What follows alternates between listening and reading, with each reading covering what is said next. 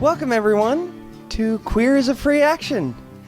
This is the very first gameplay episode, and all the players are here. Georgeanna's here, Grayson is here, Sym's here, and CJ is here. Say hi, everyone. Hi everyone. It has to be that way.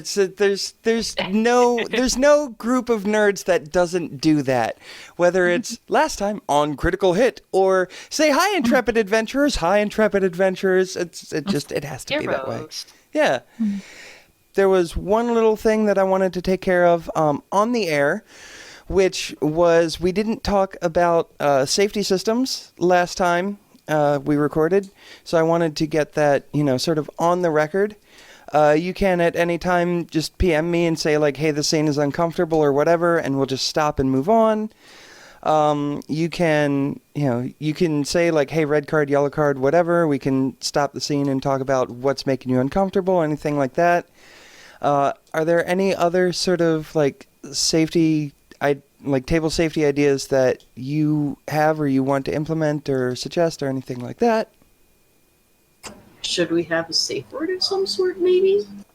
I mean, I just figured red, yellow. Fair. Yeah, red, yellow works pretty well for me. All right. Well, with that little bit of bookkeeping out of the way, we begin. Welcome, everyone, to the 50th anniversary celebration of the National Armistice. It is an honor and a privilege to be here, and to be alive in the most peaceful and prosperous time our nation has known in many generations. My name is Reginald Alpert, and I am the second seat mage of the Havenport City Council. 50 years ago, the land of Imperia was at war. An aggressive uprising in the Northlands led to dangerous expansion, and the threat to our borders and our livelihoods had forced us to act. After 3 long and painful years and many Empyrean lives lost, a peace accord was finally reached. Today, we live in peace with our siblings in the Northlands. We trade freely across our borders, we share culture, we enrich each other in doing so. Arcanum is rich and plentiful, and we've made incredible advancements in magical theory. Diplomatic ties have been reestablished with the elves of the Grayson, is it Repeatin or Repetin? I forgot to listen again. Repetan. With the elves of the Repetan forest that borders our walls and covers much of central Imperia. This is truly the most wonderful time in our glorious land. The man standing on the stage speaking is wearing a crisp, clean shirt and tailored trousers and an impressive mustache and a small, short-brimmed hat. He's standing on a stage in a field, and he's just droning on and on with this speech. His audience, which seems relatively attentive, is filling only about a third of this field, and droves of other people pass behind them, ignoring the councilman in favor of the information booths and the artist tents and the pop-up bars and the carnival games that line the dirt path that borders this large field. Across the field from the stage, between the tents for Papa's prestigious potions and a clothier who's selling brightly colored outfits, is a booth run by the local Temple of the Seed Giver.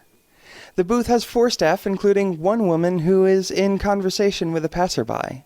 Georgiana, would you please describe your character? Yeah, I have dark red hair. I'm 5'7". I'm an Aasimar, which I think in my case means that my eyes are kind of golden. That's the main clue that there's something vaguely celestial about me. So I'm representing the temple. I'm probably wearing some sort of robe. Well, what sort of robes would the Temple of the Seed Giver use, if you have an idea in mind? They're probably really comfortable, but they might have like silk linings, so they're really smooth too. And they're almost definitely not white. Okay, so maybe they're like a light green, something like that. Maybe with like some pretty designs on them. Yeah. And were you working the or well, not working, but were you sort of volunteering your time at the like medical tent, or the more like fun, the speed dating tent with all the like sex information? I'm probably at that one. Definitely that one. Awesome. So yeah, you are in conversation with a dwarf, and he's just saying, I haven't really dated before, but I really like this guy. I don't know, how to, do the thing. He seems relatively young. He seems like he might not really know how to be with his boyfriend. Okay. So it sounds like you're wanting to go further with him physically than you have so far, and you're not sure how to go about that. Right, like we've kissed a few times, and that's been great. Yeah. We held hands outside the restaurant that one time, but Aw. yeah, he's really cute. Yeah. So have you talked to your boyfriend about wanting to try something a little bit further? Yeah, we we both kind of said something about it, and we've been. One time when we were kissing, he put his hands on my waist and seemed to want to go a little further. Of course, I didn't know what I was doing, so we kind of just stopped, but... Okay. Well, it's important that you're communicating. That's a really good sign. And it can be awkward trying to like fumble through it. But if you look at it as, hey, you're learning this stuff together, that's pretty cool, right? And you can give yourself permission to be awkward. Just like go in with, this is going to be weird, but it's going to be fun. And you can talk about stuff as you go. Like you could try like taking shirts off and see how that feels and see how you like that. And you don't have to run to the finish line. Like you don't have to go from kissing to full on sex. There's a ton of stuff you can try in between that. I have pamphlets. Oh yeah, I'd love one. Yeah. And I hand him pamphlets. And our pamphlets are very inclusive, include a variety of races and ideas specifically for them. So I make sure that dwarves are featured in a couple of the ones I give him, but dwarves are in every single pamphlet we have because they're a major race. Of course. Yeah. So he takes the pamphlet and he kind of opens it and glances through it, and he clearly like starts to read it and then remembers that he's in a social interaction, kind of comes back out of it and closes it up and says, well, thank you, this is I just don't want to like be awkward or weird. This is kind of important to me. So Kit, let me ask you about that, about not wanting to be awkward. With your partner, it sounds like he's also been kind of fumbling a little bit because he's new. I think he's had sex a few times. He knows, he's been there, but I don't think he's, I don't think he's super experienced, no. Yeah. So when he says something that's a little awkward, do you sit there thinking, wow, what a loser? Or do you think it's kind of cute because you really like him and it's cute when he gets a little nervous? Well, and the dwarf is like fully smiling, and you can see there's like a memory in his eyes. And he's like, no, you're right. It's adorable. It just feels so awkward, but I mean, I guess that just is cute, isn't it? Yeah, and you look really cute when you feel a little awkward. So why don't we trust that he thinks you're adorable? He's fully blushing now. He's fully blushing now. Yeah. Yeah, but just go in with it with, this is going to be weird, but it's going to be fun. And go slow. And remember to see a cleric every so often once you become sexually active to just check and make sure everything is going safe. We're all about safer sex. I will. I see, and I see the address for the temple on the back here. So I might, once things happen, I might come and see you and get checked out. That sounds great. Great. Well, thank you so much. I really appreciate your time. Is there a donation can or anything like that? And there's There is, I guess, at the end of the counter. So you point over there, and he kind of leans over and drops a couple copper in there, and he thanks you again for your time. And another. Yes. Another satisfied passerby, I suppose. So, Yeah. a little ways up the walking path from the row of tents that the temple's tent is in, the path intersects another larger walking route, and this road is filled with food stalls. It's like the most delicious anything you could think of, from human, dwarven, gnomish, and elven cuisine. And there's on one side of this food road, there's another smaller field, and there's a smaller stage in the middle of that field. And in the corner of the stage is a trio of bards, and they're, they look like they're getting ready to play something nice and energetic. And there is a half-orc woman with a shaved head standing front and center on the stage, and she calls out to the audience, "Make some noise for our next performer, JJ Perez!" And she leaves the stage, and Grayson, describe your character as he steps up to the dance competition.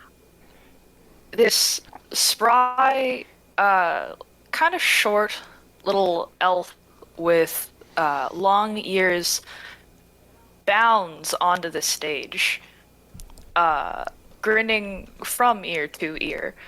Bright, bubbly pink hair, the tightest clothes you've ever seen, and sprouting from his back, just two big pink neon astral arms.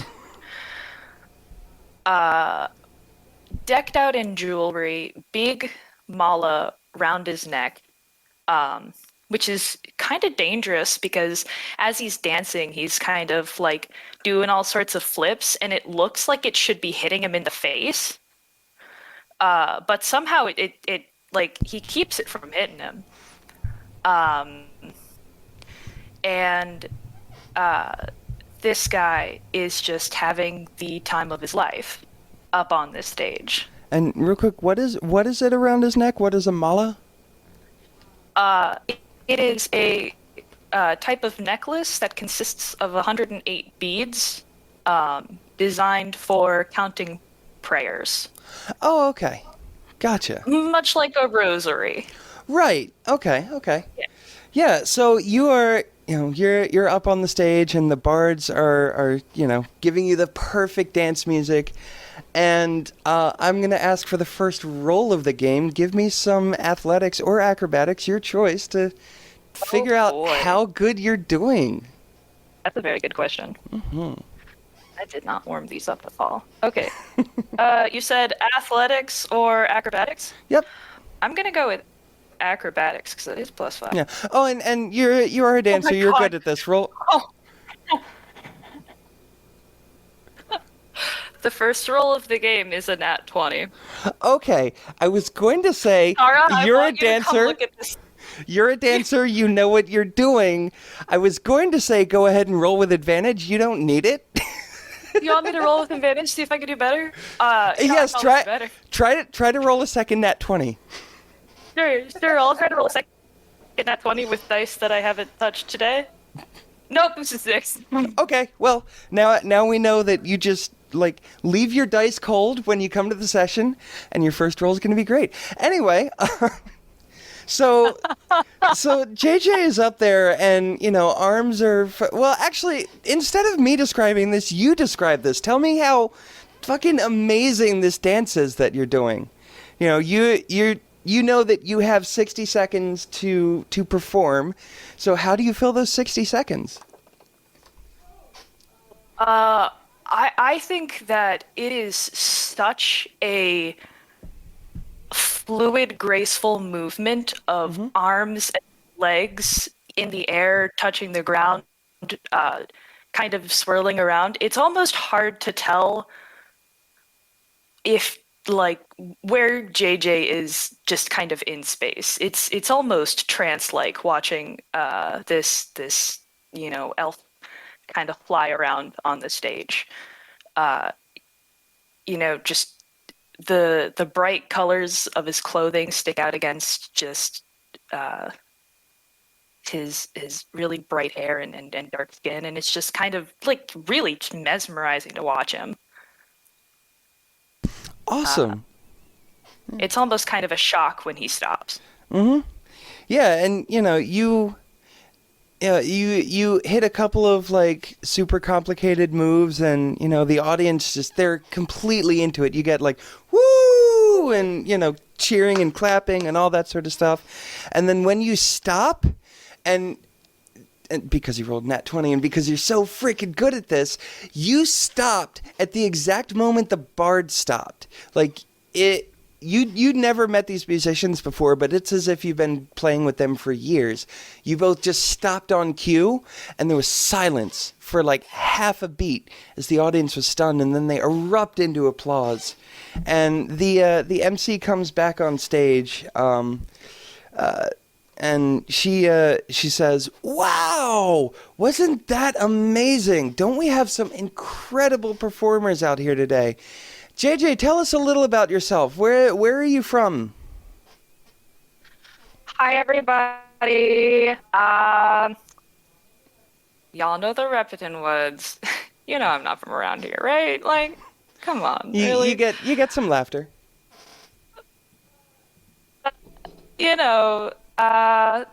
If you really want to see me perform, I am down at Bodies.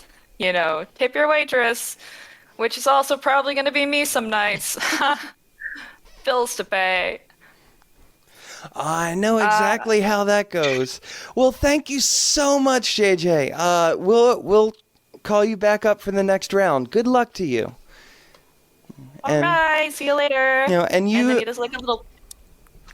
But he does it with the arms. So he does like he holds his hands Like to his face and blows a kiss to kiss everyone. out to the crowd. Okay. And then you walk off stage, and there's like a side area where there's about like 25 dancers there, and you and your friend wait for the next round, and we'll get back to that in a moment.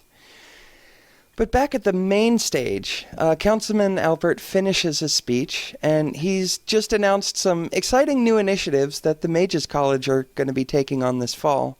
And the applause he receives is somewhere between polite and enthusiastic. So he waves to the crowd, and he leaves the stage, and he mutters to an aide that rushes up to him.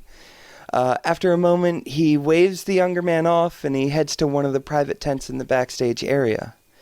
The aide, however, who's a young man, he's dressed nicely. He is actually a young halfling guy, and he's dressed nicely, but not quite as well as the councilman. He moves over to the security checkpoint at the entrance to the backstage area, and he waves to his date, who's waiting patiently outside the fence. He exits the secure area, and he reaches his date, and he says to them, "Okay, he's going to be in there for a little while, so should we go get some food or something?" And Bates, go ahead and describe your character as they look right now. Currently, you see a young, delicate humanoid female. Your typical damsel in distress type. She's dark-haired. She's got light eyes. She's graciously curvy, but not overly amply so. And she has a smile that when she sees the young man coming towards her, it just seems to light up the entire area around her. She's wearing a long, flowy dress. Nothing too extravagant, nothing too dressy. But it's very comfortable, and it's in a nice, light, purplish pastel. Awesome. And so you and this guy Wendell, you start walking up the road. And where do you go? he holds his arm out, and I assume you put your hand in his arm, and he kind of lets you lead on. And you said, it was food booths that were like immediately in front of us and headed up the road? So in front of you, headed up sort of the walking path, is like a bunch of artists and information booths and stuff like that. The food is at the end of this path. There's like a T intersection, and then the food is along the T. And then that food road, it curves around back on itself, and behind that is a bunch of like carnival games and stuff like that. She'll look at Wendell and be, I don't know. Are you peckish? Would you prefer to play a game? How long do you think he's going to be busy? He is probably not going to come. He's probably not going to need me again until Rin speaks, so it's going to be a little while, maybe an hour or so. Oh, excellent.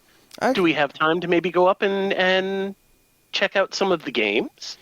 Sure. Yeah. Let's check out the games. Maybe I can win you a stuffed owlbear. She will look happy and do little claps in front of her. Mm-hmm. So you guys head up. You head up the dirt path. You go around to the back where the games are. And let me see. I have some. Oh, I just wrote down carnival games. Well, there's like a mage hand contest. There's your standard like throwing darts, or shooting into milk bottles with a bow. There's that thing where you like swing the hammer, and if you hit hard enough, like the thing goes up and rings the bell. There's like an obstacle course with levitating platforms. There's actually a clockwork house of mirrors. You can see like a little steam engine out behind it. And yeah, there's anything else you might think would be at a city fair in a fantasy world like this, you could probably find. Oh dear. What do you think? Which ones would you like to do, Wendell? Let's try the darts. I haven't, I used to be pretty good at darts. Oh, let's. Mm-hmm. So you two walk over, and there's a little gnome running the booth, and you say, welcome. Which would you both like to throw, or?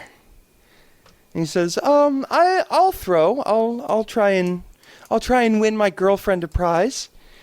He says, oh, yes. Wonderful. Here you are. It's 50 copper. Here's 3 darts. And, he hands over some gold and takes the darts. And I'm going to make some rolls for him real quick.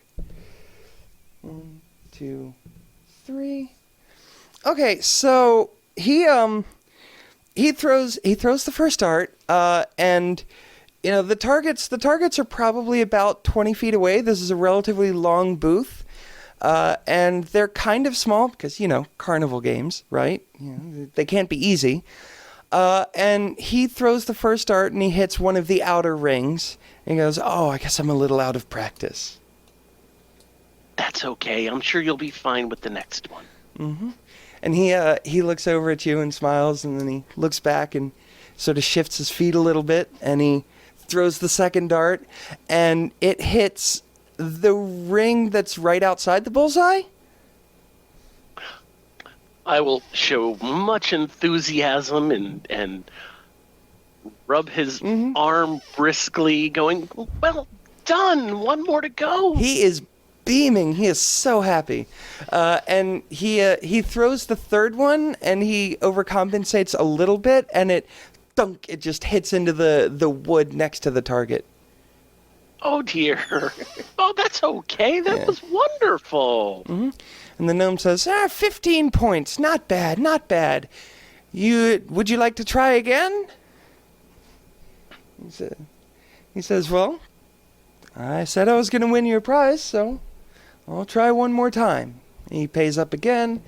You're so sweet. And I'll actually reach over and give him a little peck on the cheek. Aw. He fully blushes, and the first dart goes straight into the wood again. Oh, I'm so sorry. I didn't mean to distract you. Says, that's okay. I don't mind. He centers himself again and throws again, and, he hits the target. It's about, when I say the middle, I don't mean the bullseye. I mean, halfway from the bullseye to the edge. But he hits the middle. And then the third time, he seems really focused now. So you probably, encourage him or cheer him on, but he doesn't really notice. And the third time, he hits right outside the bullseye. Well done! Yes, excellent job, friend. Why don't you take one of the small stuffed animals for what's your girlfriend's name? What's the lovely lady's name? He knows me as Lelia. Her name is Lelia. Well, Lelia, why don't you take one of the small stuffed animals for her? And so he goes over and he says, there's all kinds of different cute little fantasy creatures. There's owlbears and stuff like that. There's also just farm animals, you could get a pig or a horse. There's also sort of cartoony looking goblins that are more cute than scary. Think Baby Yoda goblins. So he said he asks what you would like. Oh, they all look so adorable. Let's go with one of the little goblins. All right. So he grabs a tiny little goblin and he gives it to you. And he turns to the gnome and he says, "Thank you very much. That was so much fun." I'll give a little squee of joy when he hands it to me and lean over and give him yet another peck on the cheek. And he offers you his arm and says, "All right, let's find some food. I am actually feeling rather peckish." Let's. What are you in the mood for today? I'm actually thinking dwarven. I could go with a stew. I know it's a warmer day. It's right now it's late summer, the weather is just starting to turn. So, I know it's a bit of a warmer day, but I could go with a stew. Stew sounds fine. Yeah. So you guys walk back around to the food row, and you can see the secondary stage, off on the field next to the sort of line of food vendors. And do you look over at that stage, or do you just not care? You're fully engrossed in your date here. I am fully engrossed in my date. Okay. Well, then you don't notice the performer who is on the stage, but right now it's actually a Dragonborn who is dancing up a storm, and I would love it if CJ would describe their character, please. So on the stage is Sasha Spitfire. He is a Dragonborn. He easily hits about 7 feet tall. He's big. He's beefy. He's a very pretty, bluey purple scale color. And he's definitely kind of wearing next to nothing. He's wearing tight little athletic shorts and it's a crop top type. He's wearing very tight clothes. Next to nothing. And he is just dancing up a storm. He's twerking. He's having fun. He's really owning the stage. And if I'm allowed to mention it, a version of Undisclosed Desires by Muse, or at least vibes like that, is playing in the background as he dances. Sure. So the bards are striking up a tune that's, I don't actually know that song, but I assume it's sort of dark and pulsating because that's what I associate with Muse. Oh, yeah. Everything about Muse is dark and pulsating, while with artfully moaning into the microphone is what Muse sounds like to me. Okay, so same thing that I asked of JJ. Go ahead and give me some athletics or some acrobatics. And you're also a dancer, so because you're probably not going to just roll off a nat 20 right away, go ahead and roll with advantage. I rolled a 2, and then I rolled a 1. Oh, no! I know, I'm dying. So here's what's going on. See, you're used to dancing on a very, very sturdy stage. The stage at the club is excellently constructed. This is like they don't necessarily have plywood, but is whatever the medieval fantasy equivalent of plywood stage. It's a plank stage. It's kind of loose. There's a loose floorboard or two that kind of catch you and trip you up a little bit. You don't fall. You don't go down on your face. But you definitely, lose the rhythm as you lose your footing once or twice. And is there any way I might be able to deck save to try to flip into it to make it look better than it is? Totally, yeah, go for it. I rolled a 9. So you think that you catch yourself and you recover and you look smooth as hell. Doesn't mean I actually do. It doesn't mean you actually do, but you're pretty sure nobody saw that, right? Right, there was an attempt. Yeah. So you do your 60 seconds, and the audience claps. They don't go wild for you like they did for JJ, but you get some applause. And the MC comes back up and she says, "Wow, what a performance! Your name was Sasha." Yes, yeah. Sasha, why don't you tell us a little bit about yourself? Well, hello, I'm Sasha Spitfire. If you want to see more, come on down to Bodies Where I Dance. And then he throws a half summoned rose out into the crowd and then leaves the stage, pulls it out of nowhere. There's a couple people clap and cheer for the rose, and then you leave the stage and you rejoin your friend JJ as you wait for the next round. I always assume when our characters are just mentioned, we're just hacky sacking back and forth at each other. That's what I. What I picture. Are you actually playing hacky sack? Generally, yeah. JJ started sacking just at the end of Sasha's performance, just in time for Sasha to come back. Oh my god, I love it.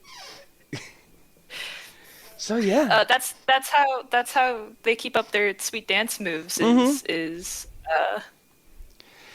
Yeah. So is there any back and forth? Is there any chatter? By the way, you definitely noticed Sasha almost completely beef it a couple of times out there. Bro. Look, some stages just aren't meant for glory. Some stages just aren't meant. You're better than that. You're better than this stage. We belong at Bodies. It's too bright out here. Hell yeah, it's definitely too bright out here. We need our pulsating lights or darkness and are actually sturdy stages because, I don't know, there was a couple loose floorboards that just didn't quite sync up, but I think I tried to save it. I don't think no one noticed, right? You did the rose. You did the rose, right? I did the rose. Yeah, the rose was cool. All right. Yeah. Bring it in. And they fist pump with love. They fist bump with love. I would imagine they would have a bro handshake, some convoluted whatever. It's ridiculous. You absolutely have a secret handshake. And it ends with a hug. Yeah. Always ends with a hug. So you've got another 5. Well, you've only got another 5 or 10 minutes for the next round. So is there anything that you go do, or do you just hang around and sack it out? Sack it out. Are you staying hydrated? I mean, I could always go for some water if you want to go grab a bite, grab some Sandos, whatever. Oh yeah. They go get those electrolytes back. Let's awesome. Let's go smash some Sandos. Yeah, the food tents aren't that far away, so you I can run smash up. some Sammys. Yeah, you run up, you pick up some sandwiches. What kind of sandwiches would you like? It's like a crafty situation, yeah. Yeah. JJ Scooby Doo's that shit. Yeah, they definitely. Like, So The just words, it's free food. so JJ's gonna eat it. well, it's not free food, but it's cheap food. JJ goes for cheap and goes for calories. Mm-hmm. So when you say you Scooby Doo it, I'm picturing like you find the pit beef stand and you get just like a roll with a fuckload of meat on it. Is that about right? There's like some pickles in there. Like occasionally they throw a slice of cheese or two, but like for some like structural balance, there's a second piece of bread. Awesome. So you fully just chow down, and you grab a couple of tankards of water and head back to the stage. Over at the Seed Giver booth, what's Rose up to? Is she hanging around the booth all day, or is she going around and exploring, or? Probably mostly hanging around the booth. Like I'm sure at some point we'll go get food, or maybe someone else goes and gets it for all of us that are volunteering. But since I'm new to town and these nice people are letting me stay with them until I get settled, I'm probably going to try to like do 110% to be very helpful. Awesome. Yeah. So one of the sisters, whose name I will discover in a moment, one of the sisters definitely comes back with like, a couple different sort of like, pita bread stuffed full of like vegetables and actually there is something fairly similar to falafel. It's like it's like a fried grain ball that's, you know, it's got this like little delicious sauce on it and all kinds of vegetables, and she brings over like 4 or 5 of them for the table. Yeah, and I try one because I'm from somewhere different, so I haven't had one before, but it is amazing and I'm very excited and happy about it. Absolutely it is. In your order, do you think people refer to each other as like, would this be Sister Ermina, or would this just be like, oh, this is Ermina, who's a sister at the temple? Probably just that this is Ermina. I could see us like eschewing the whole brother and sister thing all together. Yeah. Like as a title. Like we probably have a very strong family vibe going as a religious order, but Sure, but like those formalities you don't really yeah. see a need for. Sure. You chow down and it's it's delicious, and things are kind of slow at the booth. Like you've had a couple people including that adorable dwarf, but things are relatively slow. You have a few names written down for the speed dating game that's going to happen in probably about half an hour. But not a whole lot. People just don't really seem to be all that interested. You've had a few though. And Ermina sort of sighs and says, I wish more people would care about, because everyone knows how to have fun and knows how to enjoy their bodies and their lives in whatever way they do, but I wish more people cared about learning how to do it, learning how to do it well and effectively and with a spiritual heart. Yeah, I am. Maybe your temple is just way more successful in outreach than where I'm from, but it's been my experience that not everyone knows how to enjoy their bodies. That's been a lot of what I did where I was from, was just helping people learn to appreciate the body that they were given, and making the most of their abilities and feeling comfortable with who they see in the mirror. Yeah. But around here, you feel like people are already pretty sex positive? I feel like, whatever it is that they're into, whether it's sex or whether it's some other activity, I feel like maybe I have a skewed perspective, but I feel like everyone has at least something that they're into, that they enjoy and that they know they enjoy. But there are still plenty of people who don't. Most people enjoy sex. Not everyone knows about things like safety or consent or things like that. Yeah. Yeah. Yeah, there's always more outreach to be done. Yeah. Getting people comfortable talking about it is, I think, the most important step. Yeah. It used to be a very taboo subject. It's not as much anymore these days. It's the last decade or so people have really started to open up about that. So that's encouraging. Yeah. I think so too. Yeah. So where did you say you were from? Was it a farming village or? Yes. That's exactly right. It was a Awesome. farming village. And I bet if you guess the name of farming village right now, you will correctly guess the one I'm from. You say that like you assume I know the name of the farming villages around. I'm saying you are better at coming up with the name than I am. Yes, true.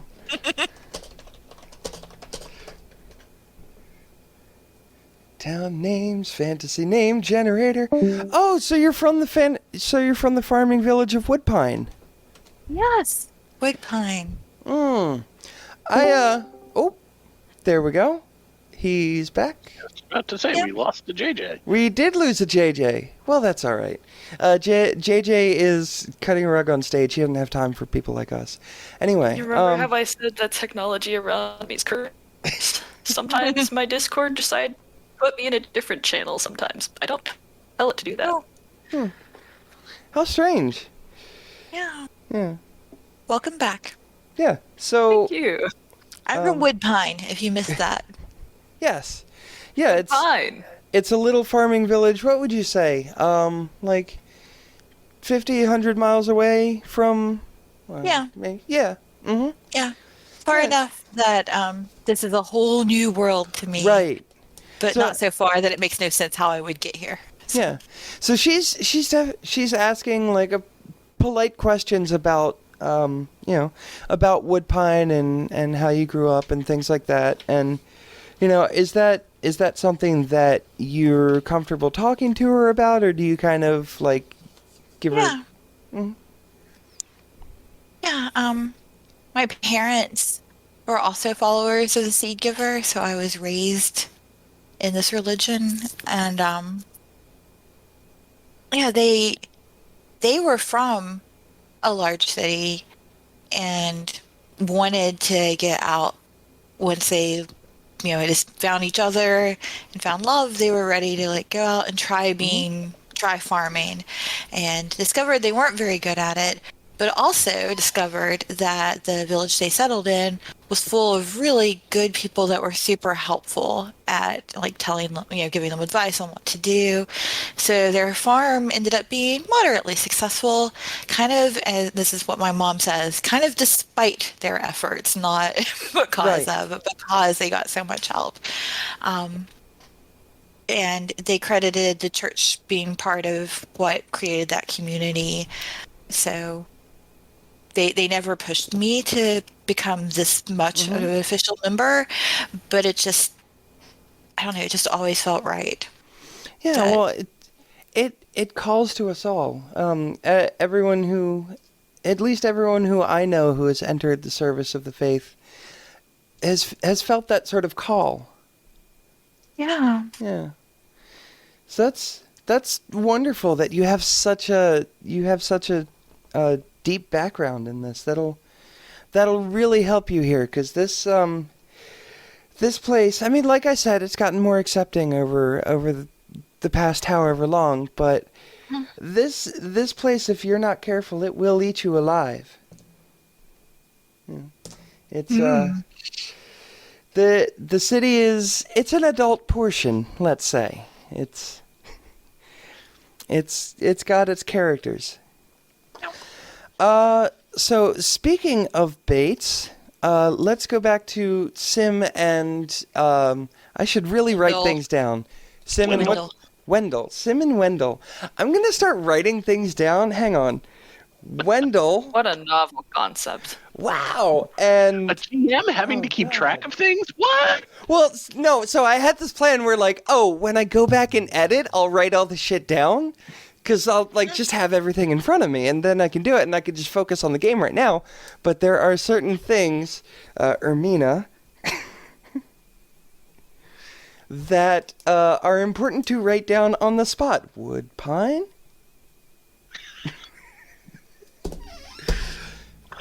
So Wendell gets his stew. Do you get stew as well, or do you go for something else? I'll see if they have something just a touch lighter. Okay. Not.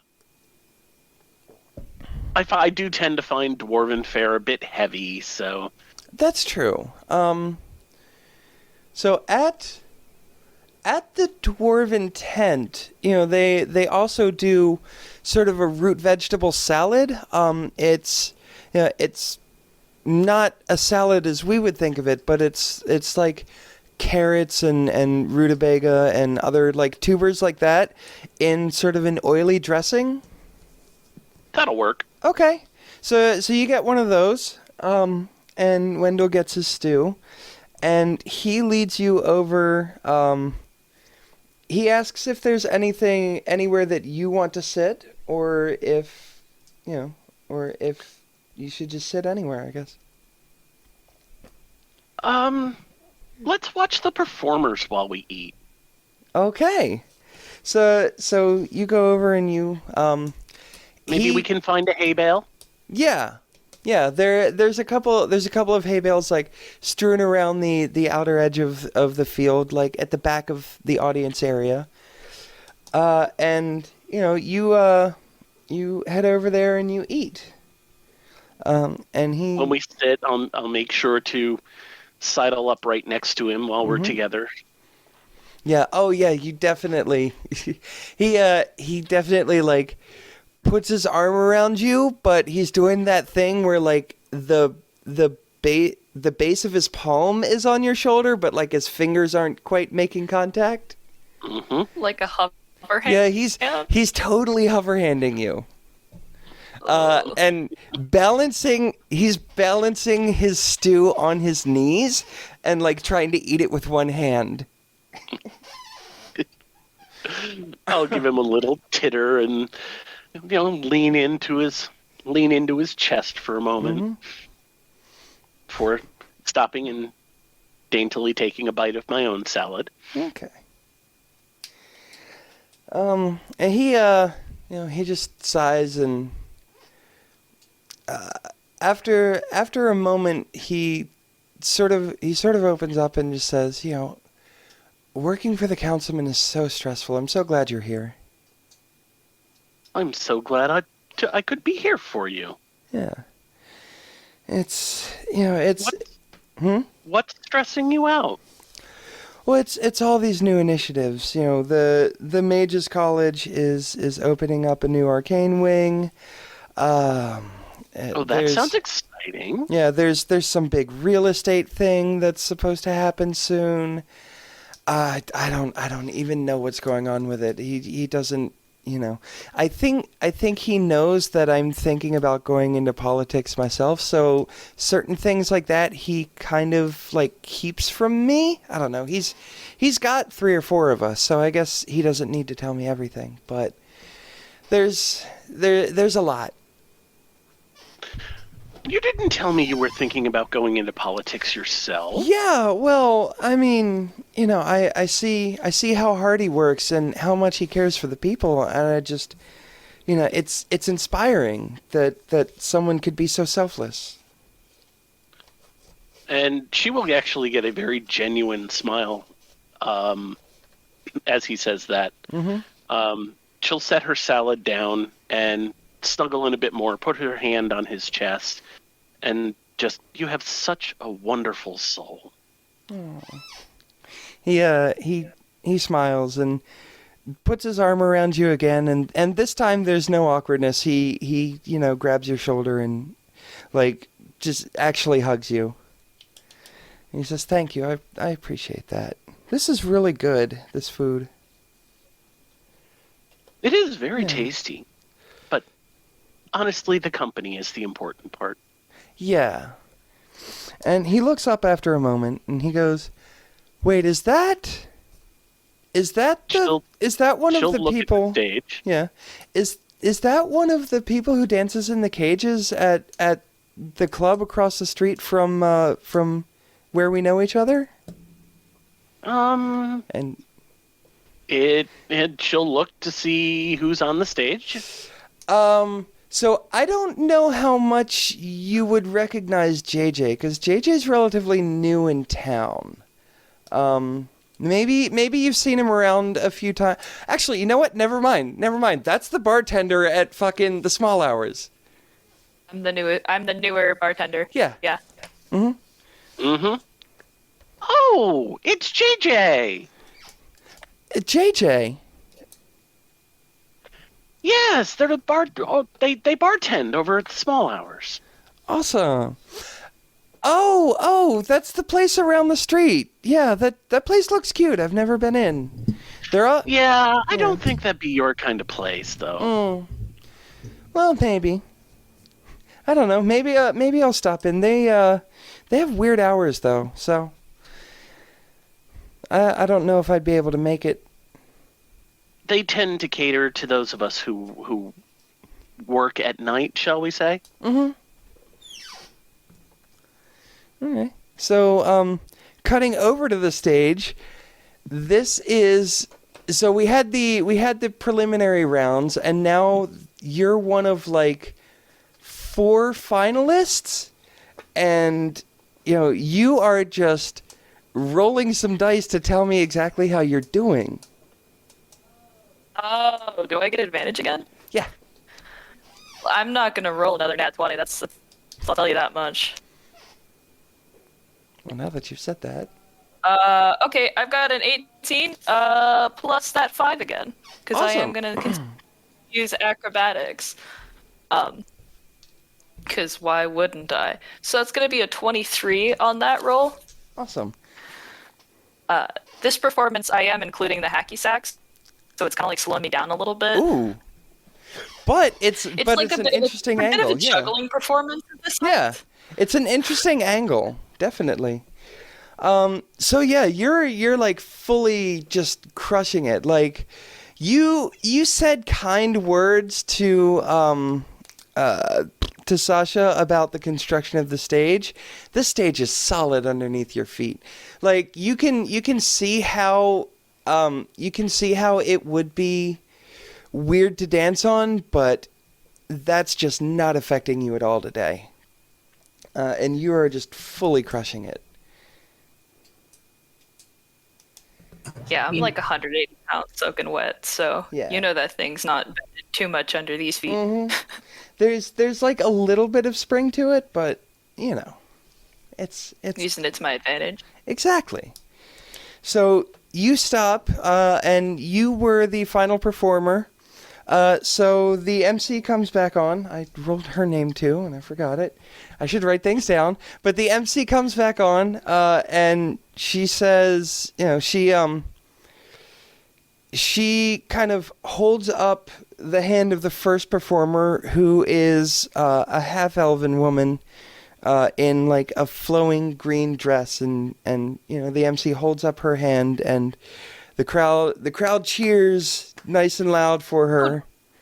JJ's cheering too. He's right, like looking over Awesome! here going, Yeah, you're pumping people up. "You go, girl." Mm-hmm. Love it. And then the MC goes and holds up the hand of the next person, who's just a human male, with like flowing purple trousers and a white shirt, and the crowd goes absolutely nuts for him. And so do you, I assume. Oh, 100%. Yeah. Yeah. And then she holds up the hand of the third performer, who again is human, this time indeterminate. You can't tell. She has darker skin and sort of a side shave, and is just wearing like a short skirt and a tank top that's, you know, glowy and glittery. But you can't, you know. Yeah. So the performer holds up their hand and the crowd cheers for them. and then the MC comes up and holds up your hand, and the crowd goes absolutely fucking nuts. Loudest of all, Sasha, like, screaming his head off at the side, like, yeah! Mm-hmm. Absolutely. And... yes. Lelia is also cheering madly. Awesome. And so the MC goes, wait a minute, I didn't quite hear that, and goes back. By the way, Lelia notices that if they pay attention to the stage, they can hear everything that's going on clearly. But if they're like paying attention to their date or looking at some people off on the road, or so, if you're not paying attention to the stage, whatever amplification enchantments are on this stage don't affect you anymore. So it's an opt-in situation instead of like it just being super loud. We do it everywhere. I need that technology now. Right? Especially even when, like, does anyone else do the thing where their brain decides everything is at the same volume? Yes. Uh-huh. This is true escapist fantasy. Or Yeah, for, I was going to say, we really have made a utopia here. already, it's perfect already. There's no conflict here. I don't know why we're even telling a story. It's just perfect. Anyway. A really fun story. We don't need conflict. You don't need to have bad things happen to us, Tara. Stop it. Bad things? Wait, was I supposed to make some bad things that are going to happen to... No. Yeah, let's just publish 50 episodes of us going on cute dates, working in nice monasteries, having dance competitions, and being friends. Anyway, so the MC goes Hey, back... I'm rolling well. The MC on. goes back to the second performer, and she raises his hand again. And like she's clearly like, I didn't hear that. It could be JJ, it could be Sean. And she goes and raises Sean's hand again. And the crowd goes nuts. And then she goes back and raises JJ's hand again, and the crowd is just a little louder, and she goes, "Our winner, everyone, is JJ Perez. Thank you. And there's a bag with there's a bag with like 3 gold worth of silver in it that she hands you, and there's like some flowers and a little like cheaply made painted crown. And you stand on the stage and you soak in the applause. Absolutely. JJ is thinking he only won because Sasha is fucking loud. Like, Sasha cheered for all of them because that's the kind of person that he is. But absolutely. 100% like JJ is used to it by now, but JJ knows. Sasha is tall and Sasha is loud. Yeah.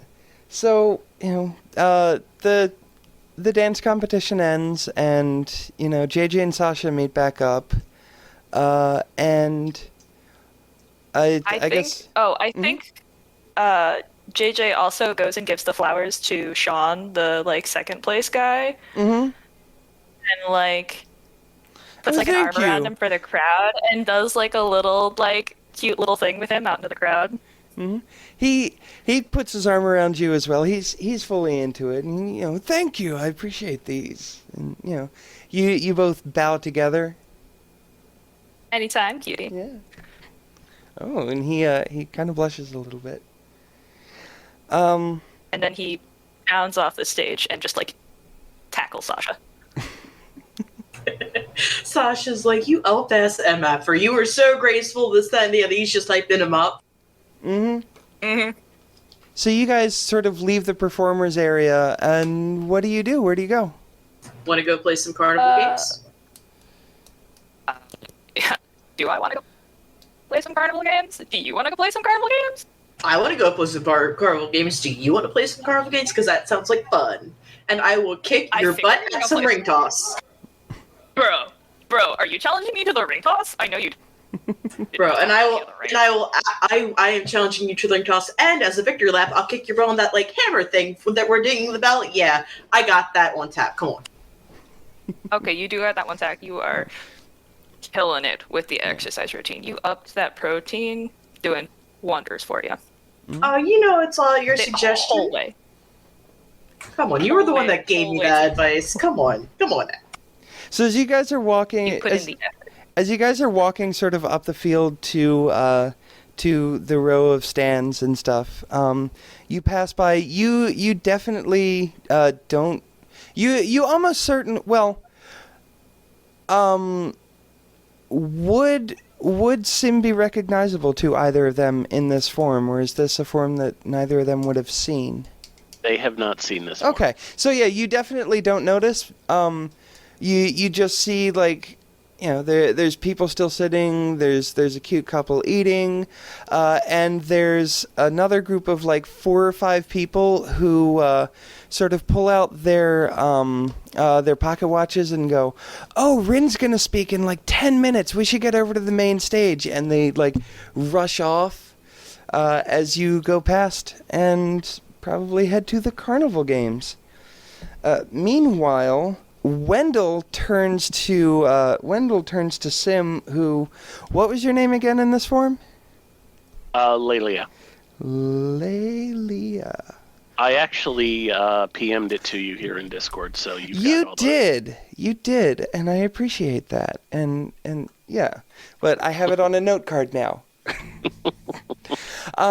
So he turns and says, "Okay, Lelia, we should probably head back in a few minutes. It sounds like Rin Sharp's getting ready to speak, and the councilman absolutely wants to hear what he has to say." Oh, so soon. Mm-hmm. And will I see you after the speech, or? No, I'm probably gonna be busy for the rest of the day. So if you just walk me back to like the security area and then like give me a big kiss in front of everyone, and he gets super quiet as he finishes that sentence, and he kind of blushes. She's at this point she's standing in front of him looking up at him. She'll actually reach up and just put a finger under his chin and give him a small peck on the lips right now. Mm-hmm. And look at him and just say, "It would be my pleasure." Awesome. And so he offers you his arm again. And which she will gladly take. But this time she's not just kind of holding it, she's doing the little side hug thing to his arm as they're walking. Mm-hmm. All right. And Rose, your booth is like across the field from the main stage, but it's facing it, and you can tell this field is filling up now. Like the councilman got like a third of the field filled. There was a performance by the students of the Perfine Academy of Arcane Arts in between the speeches, and that got like a third of the field filled. Now the field is mostly filled, and the enchantments on the stage mean that unless you're paying attention, you can't really hear what's going on the stage, but you can definitely hear the excitement in the crowd. I'll probably ask Armenia who's getting ready to talk. Oh, this is probably, and she checks the schedule for the day. And says, yeah, that's gonna be Rin Sharp. He's you don't know about Cogs United, do you? I do not.